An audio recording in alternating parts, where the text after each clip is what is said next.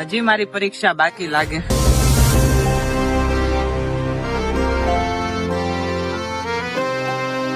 નથી મારી પાસે પાણી કે નથી કઈ ખાવાનું. આજુબાજુ મેં કઈ દુકાને નથી દેખાતી. ન કરે કાક પાણી પી લઉં. હવે રણુજા પોગવું કે નહીં પોગવું?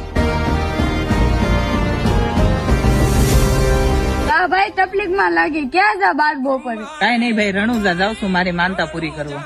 લે ભાઈ તરસો થયો છો ને, પાણી પી લે.